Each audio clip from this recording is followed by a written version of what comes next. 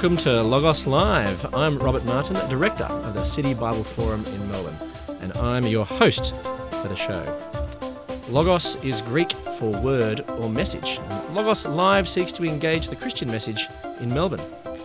Yet today our show doesn't come from Melbourne. Instead, I'm in the UK. And this also means that we're not recording before a live audience. So today's episode is a bit more like Logos pre-recorded. But nonetheless, I'm still sure that you'll enjoy what we have in store.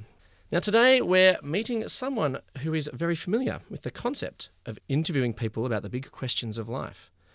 Justin Brierley studied politics, philosophy and economics at Oxford University, where he was also actively involved in amateur dramatics, directing the Christian Arts and Drama Society. Justin is the host of the award-winning Premier radio program Unbelievable, and he joins me now. Welcome, Justin. Thank you very much for having me on the programme, Robert. No problems. Well, I suppose it's a bit funny me welcoming you to your own studio where we're recording this. Yes, I'm used to welcoming people into this studio myself, so it's great to have the tables turned on me for once. Now, I'm intrigued. Before we get into chat a bit about you and your show, apparently you can recite the name of the Welsh town that's very long. I was just wondering, could you give it a go? I knew I shouldn't have put that on my online biography. Yes, if you really want it, there's a very long Welsh name of a town, and it goes like this: and it's one of the longest place names in the world, apparently. Apparently, yes. Now, in Australia, we usually repeat the names of places, like, Wagga Wagga, Woi Woi, Grong Grong, Nowa Nowa. Do you reckon this might work? You could give it a go. Yeah. You want me to teach you it? Is that the idea? Or No. Maybe not. Maybe not. Okay. No. Anyway, so Justin, so you're a host of a radio show, Unbelievable. You work for Premier. Tell us a bit about your story. What convinced you to become a Christian believer? What convinced me? In a way, my experience of becoming a Christian was very much an experiential one. My parents were Christians. They were kind of adult converts, really, to Christianity themselves at university. But I grew up within a Christian family, went to church. It came real for me, I think, sort of in my late teens, and particularly there was one moment I could pinpoint, which was a sort of a youth retreat that my church put on, and I had an experience there which really cemented for me, wow, this is real. And I'd say my life changed significantly from that point on. It sort of all became, the penny dropped, let's say. Having said that, as going on and to being a student and so on, I ran into some sort of mental issues of some of those big questions that often come around, and so I had my moments of doubt, and it was really in those late teens that I also started to read people like C.S. Lewis and other apologists. Eventually, I didn't know of the word apologetics at that point, but I started to investigate some of that stuff, and I guess pursue an intellectual side to the experiential experience I'd had of Christianity up to that point. So what were your big questions then? Well, I think particularly it was simply when I was challenged by someone who said, well, I haven't had your experience. Is there any evidence that there is a God, And it was those quite simple questions in a way that made me think, goodness, is this just something in my mind? Is this just something I've convinced myself into believing? Or something you were just indoctrinated as a child, perhaps? Exactly, yeah. I grew up in a Christian family. Was it inevitable I was going to embrace Christianity or something like that? And inevitably, when you get to university and at Oxford, you meet all kinds of people, and they have their skeptic societies, and there's a lot of that student debate going on. So inevitably, at some level, you feel challenged. Now, there is a great Christian union as well at Oxford, and historically it's had a very strong Christian presence there. And they were great, actually, at helping you to put together some of the pieces along the way. So when you were, say, 14 years old, was it inevitable, do you think, that you were going to become a Christian? I don't think it was inevitable, because I think I saw many of my peers who didn't embrace Christianity, even though they maybe had grown up in a fairly strong Christian family. I don't think there's anything inevitable about it. I think it does make a huge difference when you do have a committed family around you, and you see in a very tangible way that faith is important to them. And so in that sense, I'd say I had a great example. But no, absolutely, I could have gone in a different direction, I think. I don't exactly know how this grace thing works, whether we choose or we get chosen or whatever. But that moment when I knew I'd had that experience, that was, for me, undeniable, that something changed within me. It wasn't something I could describe to you exactly. I just knew that something in me had responded to something beyond me. And and this was a sort of formative moment in my life. And so that has, I guess, through all the questions that inevitably just doing the show I do, which basically brings, skeptics and doubters into my life every week, that has actually been something that has also kept me going in a way, because even if I do or don't have an answer to this precise problem that someone's raised, there's something kind of that undergirds this whole thing, which is just, I know that I've had something which I can't deny. There's been an experience that I can't just say, no, that was just a figment of my imagination. Whereas in possibly the slightly philosophical language of Immanuel Kant, the noumenal has crashed into your phenomenal world. That you've had this, you can't deny that this is actually... That's a good way of putting it. Yeah, I like that. That's the noumenal has crashed into my phenomenal world. But yeah, so in that sense, my childhood, my adolescence kind of did lead me down this journey. And certainly I'd say I'm not the same Christian necessarily as I was when I, had that experience as a 14, 15-year-old. Definitely. We certainly hope not in some respects. Well, exactly. Like I'd hate to be the same person that I was when I was 15. But nonetheless, something of what happened there has stayed with me. That there's been a sort of a core thing that happened. And even though my theology has developed, I mean, I just didn't know any theology at the time. Yeah. Then in a sense, there's still something that was the backstop, which started that process. Now, you mentioned your show Unbelievable that you host, a radio show designed to get Christians and skeptics and non-Christians together talking. Tell us a little bit about the show. Perhaps first, why the name Unbelievable? Unbelievable. Is it unbelievable that people of differing religious views can get together and there's no violence, or maybe do you save that for outside of the recording? Yeah. I mean, the show name came to me when I first approached the CEO of Premier Christian Radio, which broadcasts the program, and I just thought, well, it's got a double meaning, hasn't it? Unbelievable. It can mean both. That is, unbelievable as in I can't believe that. It doesn't have any credibility to it. But it also means something is amazing, phenomenal. That's just unbelievable, And so I suppose I had in my mind back then, and this was a while ago now, that you could take it in both ways. And you could, in one sense, say Christianity is unbelievable. It's amazing. It's extraordinary, phenomenal. And at the other hand, you could say, look at it from the skeptic side and say, well, is it unbelievable? And so that was where the show was born. And really, I had in my mind really something along the lines of, if we can get Christians and non-Christians together onto a Christian radio station, this would be a great way of helping the Christians who are listening to kind of understand where their skeptical friends are coming from, give them the tools at some level to have that kind of a discussion. When I was just starting out, I had these grand ideas that I'd get people converting on the air and, making a commitment. That never happened. So these weren't the people you were interviewing, were they? Yeah. You're sort of, I'm sorry, I've made my...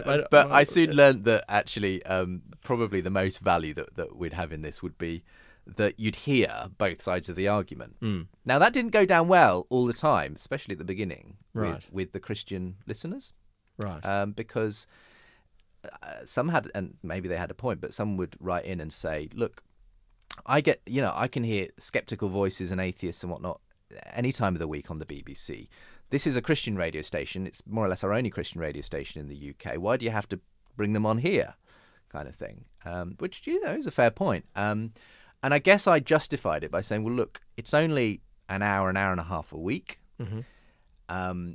We don't want to live in a Christian bubble. We're good at talking to each other about Christian things, encouraging each other in that way. But we have to accept that we live in this world where there are lots of people asking these kinds of questions. And are we going to be prepared to answer any of them? And I think in the end, people who just found it a bit too challenging or whatever just ended up saying, right, well, I'm just going to tune out at that point in the week. Put on another episode of Songs of Praise. Exactly. Whereas it gained a new audience who were really interested in hearing those voices and very much were for what it was doing. And so, to give him credit, our CEO, Peter Kerridge, pressed on and wanted to make it happen.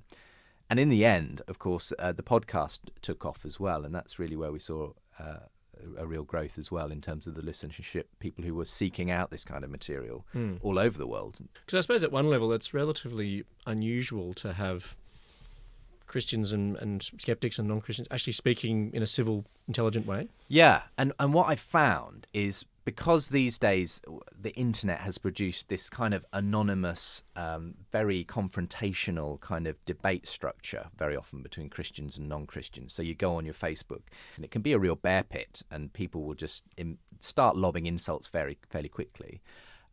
It's interesting when you get two people face to face, it's much harder for that kind of interaction to happen. People, whatever it is, there's some inbuilt kind of sense of civility that means that people aren't as prepared to be like that when they're face to face. And so it's interesting when I've sometimes had people who look on paper or on the internet like they'll be really aggressive, bring them in face to face and you get a completely different kind of conversation. I found that interestingly when I had Richard Dawkins on recently, and he, has a reputation for being in some ways quite aggressive in his tone and demeanour and so on towards people of faith. But it was a surprisingly civil and cordial conversation. I mean, he didn't pull his punches, he made his criticisms, but we were able to have quite an interesting chat and some laughs as well between the other guests that I had on who were representing a sort of theistic view. So you never know what's going to happen. In fact. Well, maybe do you want to just tell us a bit about some of the good shows and so on that you've had? Yeah. What are some of the memorable ones? Memorable, yeah. If you go through the Hall of Fame, the greatest hits. Well, what I love about the show is that as I've done it over the years, and when I started, I was very green as far as really knowing anything about most of the issues that we would eventually come to discuss. So it's been a real learning curve for me and an opportunity to pick up all kinds of theology and issues and arguments that I hadn't been aware of before then. And so in the course of time, that's meant hearing really interesting things, for instance, on arguments from design. I mean, some of the most probably complex but interesting shows have been, for instance, when I've had someone like Stephen Mayer, who's an intelligent design theorist out in the States. Now, he gets criticised from both camps, atheist and some Christians who don't approve of intelligent design, the idea that nature has within it certain things that suggest that there is a design process, that it didn't just arise by natural selection, evolution, and so on. But doing those kinds of shows where you've brought someone like him on with a kind of really top scientist on the other side who disagrees with him, just gives you such an interesting kind of technical yet quite accessible explanation of some of the issues at stake, and it's been really great to be able to host those kinds of discussions, and I think people like Stephen have really appreciated having the space to do that. There was a classic episode. It was Peter Hitchens. Now, Peter, brother of the late Christopher Hitchens, of course, who was a well-known new atheist. Peter, on the other hand, very, very different, resides here in the UK, is a columnist for the Mail on Sunday, very conservative in his politics. Although he wasn't always that way. No, was he? Was a Marxist in his youth, but a very committed Christian as well. And like his brother, great rhetorical skills. And so when I've had him on a couple of times, he's always produced a really interesting response. And I had him on with an atheist scientist called Adam Rutherford a few years ago, and they were debating Peter's new book at the time, The Rage Against God, which was really a sort of an essay on the new atheism and his brother, in a way, who at the time was still with us. It was interesting to hear both about that and the way he viewed his brother, but also this interaction he had with Adam was just very feisty, very interesting, and really kind of drilled down to the issue of what has atheism done for the world, where it has been put into practice, if you like, in those kind of situations in Soviet Russia and so on, where Peter Hitchens was a reporter for a number of years and were kind of what convinced him that this doesn't work. So those kinds of episodes which hit so many levels, you've got a great communicator, you've got a really interesting subject matter, you've got a great interaction between a guest who doesn't share their view. Some of those really sing, and they're absolutely essential listening. And any absolute flops, do you think? Or maybe you shouldn't tell us. Yeah. Which ones to avoid? It depends. I mean, I guess the danger you face sometimes is that you can sometimes have people who are brilliant at what they do on paper, but they're not that good at maybe expressing that in a live setting, and so or even in conversation with someone. And so it's always that question of trying to find those who do both, ideally, who are respected in the academic world, who can really make it work in the live setting as well. And sometimes that doesn't work, and you realise that person didn't communicate as well as I know they communicate in their written work or something like that. I won't name any names, but that's okay. You might think, I wish I put on Songs of Praise now as well. That's right. Now, you've obviously engaged with lots of different people. What's the strongest argument against your position that you've heard? That's an interesting one. I think one of the strongest arguments against my position is when I suppose people go to the source of where I get my information about the person that I revere and respect and is the centre of my life, Jesus Christ. So I remember one of the most challenging shows I did was when I had Bart Ehrman on for the first time. And for those who aren't familiar with him, he's a North American professor of the New Testament. He himself, though, lost his faith, partially through the fact that he came to believe that the New Testament documents weren't trustworthy, that we couldn't really trust that we had the original writings of the disciples and those who put down the books and so on. And I read his book in advance of doing this discussion show, and I was putting him up with a very sort of reputable New Testament scholar from Cambridge, Peter J. Williams, and they were going to have this debate on Bart's well-known book, Misquoting Jesus. So I was reading this book, Misquoting Jesus, this was over a Christmas holiday period, and I was sort of recording it in the new year, and it really did shake me. I thought, oh, he's got some good points here, you know, and I wasn't sure, you know.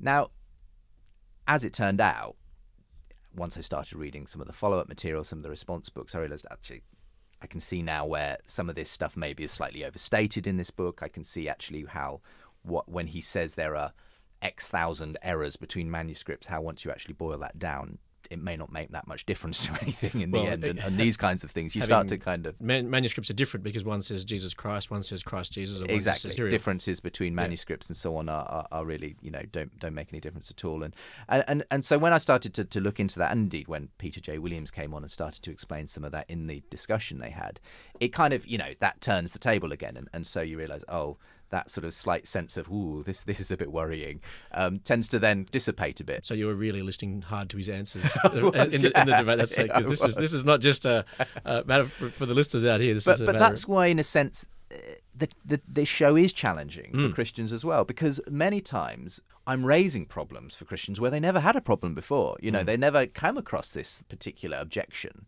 even though it maybe exists out there somewhere. And so you have to be wary of that. And my responsibility, and it is a big responsibility, is to try and bring on people who can adequately defend and represent Christianity. And I suppose also from the sceptical side as well, you don't want to bring on straw men. Exactly. You want to represent the best arguments if you can. Yes. Now, there's some research which suggests that no matter what evidence is presented before a person, they're never going to change their minds at all. Now, things like the backfire effect. If your convictions are challenged by contradictory evidence, then your beliefs actually get stronger. Or confirmation bias, where people aren't looking for information, they're just looking for confirmation. So is it a pointless exercise, engaging people to discuss these? I must say that the thought can cross my mind sometimes when I see some of the Facebook debates that go on my the group page of my show between atheists and Christians. I just think it often looks like people are just getting more and more entrenched in their positions. Having said that, I think you have to accept that obviously that cuts both ways. Both atheists, Christians, or people of other faiths can be entrenched and refuse to see other points of view.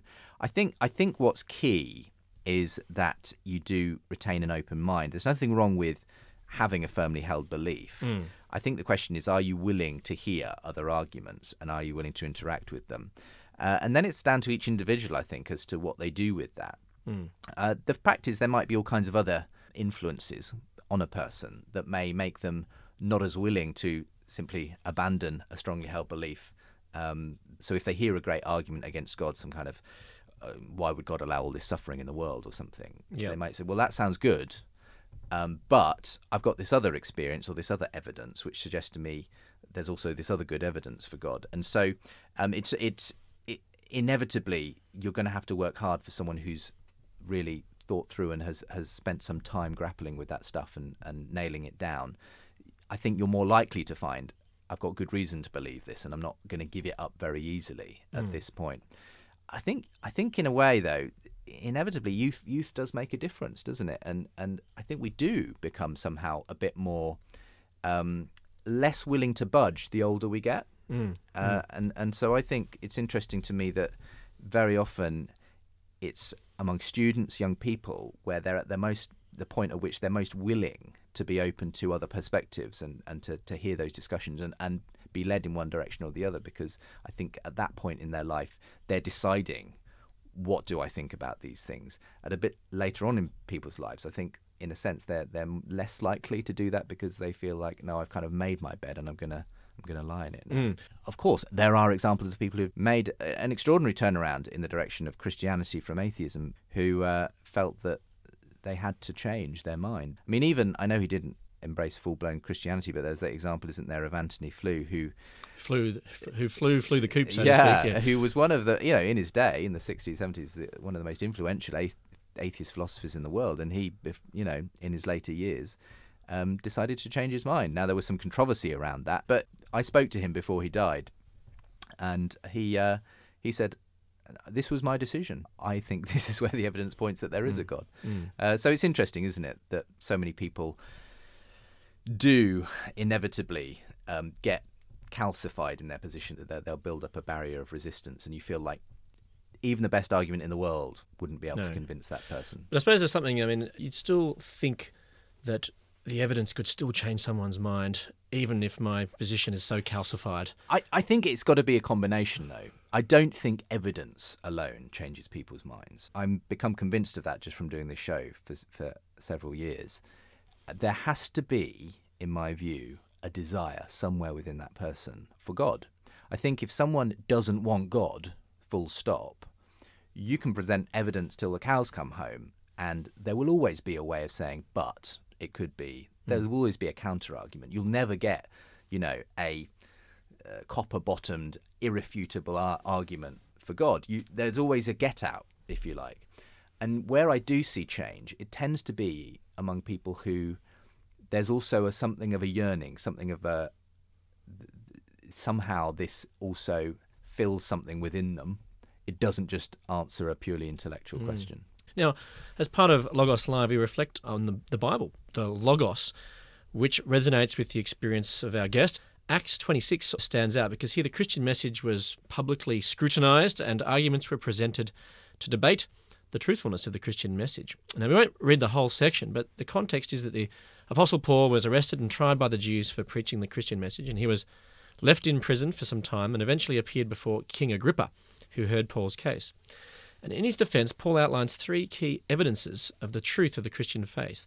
First, in verse 8, he challenges the rulers with the reality of the resurrection. And second, in verses 9 to 23, Paul shares his own personal conversion story. And Justin, Paul's conversion was remarkable, wasn't it? Almost unbelievable.